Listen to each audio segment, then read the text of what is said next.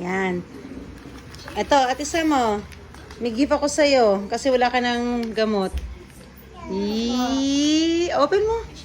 Nag-worry yan si Ate Sam pag wala na siyang gamot eh. Open mo. Hello, Aya. Hi. Oh, si Aya. Magaling na si Aya. Missy phone. Open mo na. Nag-worry sa ate. Oh, daming gamot ni Ate Sam mo. Taas mo. Okay. Oh, daming gamot ni ate. Oh, iinom ka ng... Anong oras ka inom? Anong oras ka? 8.